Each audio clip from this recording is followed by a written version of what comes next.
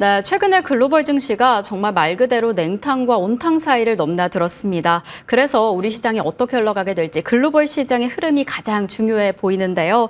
앞으로 시장의 방향성, 투자의 방향성 어떻게 잡아가야 할지 주목해야 할 변수는 없을지 하나씩 체크해 보도록 하겠습니다. 이완수 그레너리 투자자문 대표 나오셨습니다. 대표님 어서 오세요. 네, 안녕하십니까. 네.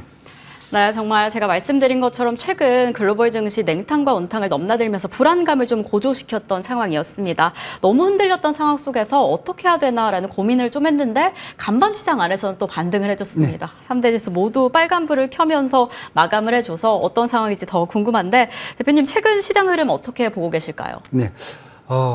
이 급락을 네. 다들 이제 변수 하나 갖고 이게 해석이 되느냐 그 말씀을 많이 하셨어요. 그래서 제가 봐도 퍼펙트 스톰이 아닌가. 결국 악재가 여러 개가 겹쳐 있는 상황이다 지금 시장에. 특히 이제 경기 침체 우려감. 과거에는 경기 둔화였는데 지금 경기 침체로 지금 더 확산이 돼 있는 거거든요. 우려감이요. 그다음에 이것 때문에 지금 결국 기준금리 50bp나에 대한 빅스텝 가능성이 제시가 되고 있는 거고요. 두 번째는 이제 AI 거품론이 계속 확산되고 있다. 특히 이제 엔비디아 실적에 대한 좀 불안감이 있지 않겠냐. 특히 블랙웰에 대한 이제 대량 생산이 조금 연기된 부분들, 이런 부분들이 좀 제시가 되고 있고요. 세 번째는 지금 중동 지역에서 이스라엘과 이란의 어떤 전면전 확산 얘기. 마지막에는 일본은행이 금리를 올리면서 엔캐리 트레이드 청산에 따른 주요국에서 자금 이탈 우려까지 이런 한 4가지 변수가 지금 시장에 겹겹이 쌓여 있기 때문에 지금 시장이 힘든 게 아닌가 이렇게 지금 보여지고요. 마찬가지로 어제 같은 경우에도 다행히 몇 개 변수가 좀 나오면서 시장이 조금 좀 한숨을 돌리는 이제 그런 측면이었고요. 빅스 지수 같이 이제 변동성 지수를 보신다면은 연초위에 한 12 정도가 그 평균 수준이었는데 36.8까지 올랐다가 어제는 25.4까지 좀 떨어지면서 조금 이제 그동안 너무 이 우려감들이 과하지 않느냐 이렇게 지금 얘기가 되고 있고요. 페드워치 같은 경우도 지금 9월 달에 50bp 빅스텝 가능성을 기존에 한 90%까지 잡고 있었는데 한 70% 정도 낮췄습니다. 그리고 11월 달에 추가 25bp 인하 가능성을 기준에 한 80% 이상 잡고 있었는데 지금 한 57%까지 이제 약간 하락을 시키는 거 보면은 결국은 이 변동성이라든지 약간 리스크가 어제 같은 경우는 조금 완화되는 그런 상황으로 지금 확인하시면 될 것 같습니다. 네, 최근에 정말 악재가 겹쳐져서 이러한 흐름이 나온 게 아닌가라는 생각이 듭니다. 대표님이 이야기해 주신 것처럼 AI 버블 붕괴에 대한 공포감도 좀 있었고요. 지정학적 위기감도 좀 고조된 상황이었는데 그중에 가장 이야기 나왔던 거 경기 침체에 대한 우려감을 좀 고조시켰던 게 방금 이야기해 주셨던 것 중에 하나인 아래 공포가 확산되었던 점이 아닐까 싶습니다. 그래서 이런 경기 침체에 대한 우려가 고조되니까 이 금리 인하에 대한 의견이 좀 분분했습니다. 일각에서는 금리 인하를 더 강력하게 진행해야 한다. 9월 금리 인하는 진행하겠지만 0.5bp로 진행해야 한다라는 의견이 더 높아진 상황인데 이러한 상황 속에서 대표님 어떻게 보실까요? 미국 경기 침체 위험성이 좀 높다고 보실까? 전망은 좀 궁금합니다. 일단은 경기 침체를 우리가 논하기에는 아직 시간이 더 필요하다. 왜냐하면은 지난주 잘 보시면은 7월 제조업 PMI 지수가 50 밑으로 돌면서 경기 축소 측면이 아니냐. 그 다음에 실업률이 4.3%가 나왔고요. 비농업 고용도 11만 4천 건이 크게 축소가 됐거든요. 그러다 보니까 과거에는 이제 경기 둔화죠. 소프트 랜딩 쪽을 계속 얘기를 하고 있다가 갑자기 경기 침체 분위기, 하드 랜딩이 아니라 리세션 쪽으로 지금 분위기가 전환이 됐거든요. 하지만 이제 월요일 날 7월 이제 서비스 PMI 지수가 51.4로 전망치에 좀 부합을 했고요. 그 다음에 오늘 이제 새벽에 나온 레드북 7월 소매 판매 지수가 5.1% 상승으로 시장 전망치를 더 웃돌았습니다. 그렇다 보면 경기 침체에 대한 우려감을 우리가 지금 벗어나는 분위기가 아닌가. 그리고 다시 경기 둔화라는 쪽으로 더 봐야 될 것을 좀 생각을 하고 있고요. 8월 이제 8일에 6월 도매 판매라든지 주간 실업 신규 수당 청구 건수도 좀 지켜봐야 된다. 그래서 저희들이 이제 경기 침체를 미리 얘기하기는 좀 쉽지가 않다. 그리고 2분기 경제 성장률이 이미 2.8%로 서프라이즈가 나왔어요. 그러니까 소비라든지 이런 쪽은 약간 둔화가 될 수 있지만은 투자라든지 아니면은 정부 지출은 더 강하게 움직이고 있기 때문에 일단은 경기 침체보다는 좀 경기 둔화 쪽으로 더 보시면서 50bp 인하에 대한 가능성은 커질 수는 있지만은 그렇게 시간이 갈수록 조금 이 부분이 연준에 압박하는 것은 좀 더 완화될 수 있다. 네, 그렇게 보셔야 될 것 같습니다. 네, 정말 최근에 고용 지표도 그렇고 제조업 지표도 그렇고 좀 공포감이 좀 올라오는 상황이었습니다. 해당 지표들이 경기 침체에 대한 우려감이 높였는데 또 간밤에 공개되었던 레드북 소매 판매도 그렇고 서비스업 지수도 그렇고 예상보다 좀 괜찮을 수 있다라는 이야기 때문에 경기 침체에 대한 공포감은 조금은 낮아진 상황입니다. 이러한 상황이라면 두려움보다는 투자에 좀 잘 참고하시면서 진행하시면 좋을 것 같다라는 생각이 드는데 그래도 저희가 또 빼놓을 수가 없는 공포감 중에 하나가 AI 거품론에 대한 이야기입니다. AI 관련 종목들이 올해 상반기에 너무 상승을 했기 때문에 기대감으로 지금 너무 올라온 상황이다. 특히나 지출이 너무 많았던 상황이어서 어떻게 대비해야 할지 고민이 된다라는 이야기가 좀 많습니다. 성과의 과대평가라는 이야기가 덧붙여지고 있고요. 이에 최근에 인텔도 실적이 안 좋았고 엔비디아가 공급 관련해서 지연된 소식까지 전했기 때문에 반도체 산업 급락하는 거 아니냐라는 불안감이 좀 듭니다. 어떻게 보고 계실까요? 네, 일단 AI 거품이 이제 붕괴된다라고 보기보다는 저는 그동안 기대치가 높았던 상황이 해소되면서 이제 펀더멘탈에 수렴을 하고 있다. 이렇게 보시는 게 더 맞지 않나 이렇게 판단을 하고요. 그러니까 예를 든다면은 최근 뉴스들 중에서 악재 쪽이 계속 부각이 되고 있거든요. 그러니까 예를 들면 M7 중에서 이제 엔비디아 빼고 모두 다 실적 발표가 나왔는데 매출을 본다면은 알파벳, 테슬라, 마이크로소프트, 메타, 애플 상회하거나 아니면은 부합을 했거든요. 매출이요. 아마존이 조금 하회했을 정도고요.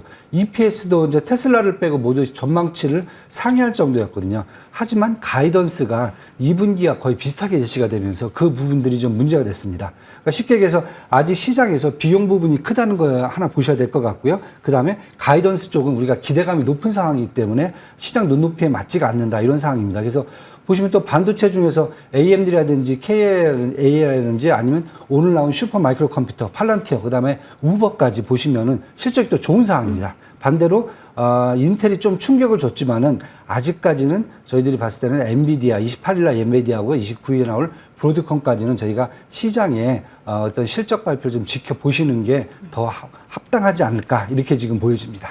네, 우리가 또 AI 관련해서 기대감을 너무 가졌기 때문에 해당 가이던스 비용 측면이 좀 이렇게 나온 게 아닌가라는 생각이 드는데 그래도 조금은 기대감을 남기고 28일 엔비디아 실적까지 기다려보시는 게 좋을 것 같습니다. 그 이후에 AI 방향성, 반도체 기업들의 방향성 함께 잡아가시면 좋을 것 같고요. 그럼 저희는 또 잠시 이야기를 해주셨던 엔화, 기준금리 여파에 대한 이야기 좀 나눠보겠습니다. 기준금리 시장 안에서 최근에 가장 화두가 되고 있던 이야기 중에 하나가 바로 엔캐리 트레이드 청산 관련된 이슈인데 해당 이슈가 금융시장 충격에 어떠한 영향을 미치는지 이 붕괴에 대한 트리거가 될 수도 있다는 이야기도 나옵니다. 어떻게 보고 계실까요? 제가 보기엔 좀 과대된 것 같고요. 악재 중에 하나는 분명하지만은 이게 트리거는 아니다.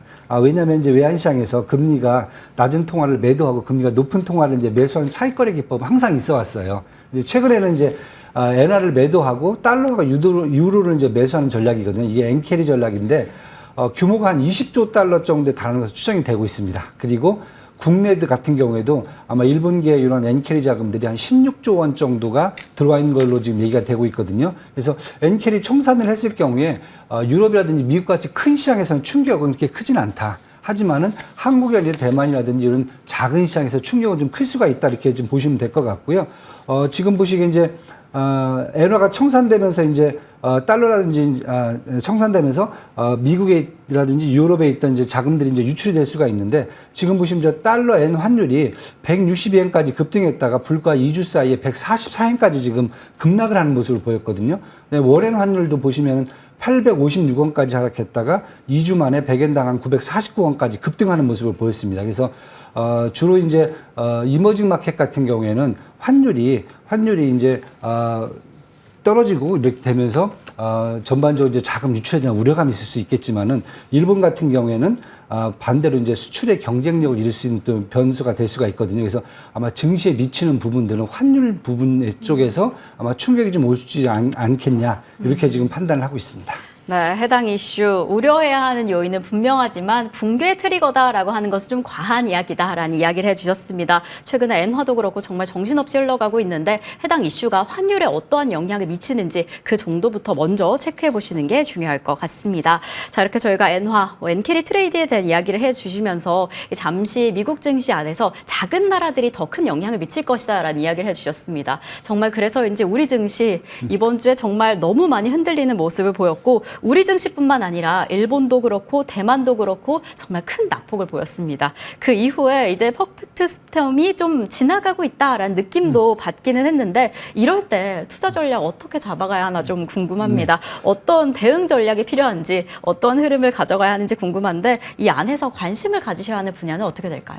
일단은 퍼펙트 스톰이 지나가는 느낌이지만 아직도 잔여가 남아있다. 네, 그렇게 보셔야 될 것 같고요.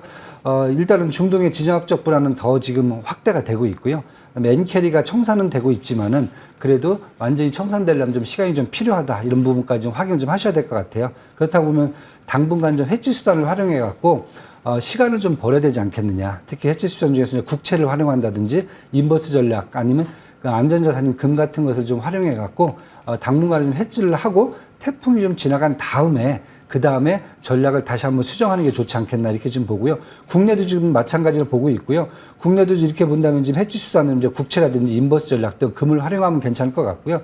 추가적으로 지금 엔캐리 그 청산에 대한 이제 불안감이 많으시다 이럴 경우에는 엔화를 매수하는 방법도 해지 전략으로 갖고 하실 수 있다. 특히 이제 엔화 같은 경우에는 우에다 총재 같은 경우는 이제 9월 달에도 자기들은 기준금리를 인상하지 않을 이유가 없다라고 말씀했을 정도로 강하게 지금 보고 있거든요. 그래서 그런 것까지 감안하셔갖고 당분간은 해지를 통해서 좀 안전적으로 전략을 끌고 가는 게 좋지 않겠느냐 이렇게 지금 판단을 합니다. 네, 퍼펙트 스톰 지나간 것 같지만 아직은 아니다라는 이야기를 해주셨습니다. 이럴 때 뭐 불안감을 계속 가지고 계실 텐데 안전자산, 금과 같은 자산에 좀 관심을 가져보시는 것도 좋을 것 같고요. 국채와 같은 섹터를 좀 집중해 보시면서 태풍이 완전히 지나간 이후에 전략을 다시 수립해 보시는 것도 중요할 것 같습니다. 뭐 엔캐리 트레이드 청산 좀 우려가 된다라고 한다면 엔화를 매수해 보시는 전략도 이야기를 해주셨습니다. 대표님 그렇다면 뭐 섹터 측면 안에서 좀 집중하고 계시는 섹터가 있으실까요? 일단은 최근에 이제 그 급락에 따라서 특히 반도체라든지 IT 섹터 같은 경우에는 그동안 이제 거품 우려감이 다 빠질 정도로 사실 주가가 급락을 해 있거든요. 그래서 그런 부분에 대해서 저희들이 조금 이제 저가 매수로 저가 분할 매수로 지금 생각을 하고 있고요. 그 다음에 계속 지금 중요하게 생각된 게 인프라 쪽 관련돼 있는 그런 섹터들도 지금 계속 좀 중요하게 봐야 되지 않겠느냐. 특히 시장을 해지할 수 있는 정유 쪽이라든지 아니면은 전력 쪽이라든지 이런 쪽 파워플래닝 쪽이라든지 이런 쪽을 좀 더 지켜보시면서 인프라 쪽에서 시장을 해지할 수 있는 부분도 좀 같이 한번 시장을 좀 그 업종을 좀 보시면서 이제 투자 전략을 짜시는 게 좀 좋지 않나 이렇게 좀 보고 있습니다. 네, 대표님께서 관심을 가지고 계시는 섹터로 AI 관련주 그리고 인프라 관련 섹터를 잡아주셨습니다. 워낙 AI 관련 섹터가 최근에 주가상으로 좀 많이 빠져 있는 상황이기 때문에 이런 부분에서 기대감을 잘 고려해 보면서 주가적으로 공략해 보면 어떨까라는 생각이 듭니다. 그리고 정유와 전력과 같은 인프라 섹터까지 잘 집중해 보시면서 이 플랜트 관련 종목들 좀 집중해 보시면 좋을 것 같습니다. 자, 그럼 지금까지 이완수 대표와 이야기 나눠봤습니다. 대표님 오늘 말씀 감사드립니다. 네, 감사합니다. 네, 저희가 간밤 글로벌 증시 확인해보고 어떤 섹터에 어떤 이슈에 집중해보면 좋을지 이야기를 나눠봤습니다. 저희는 다음 주 내일 이 시간에도 간밤 글로벌 증시 꼼꼼히 확인해보고 더 생생한 정보로 찾아오겠습니다. 오늘 시청해주신 여러분 고맙습니다.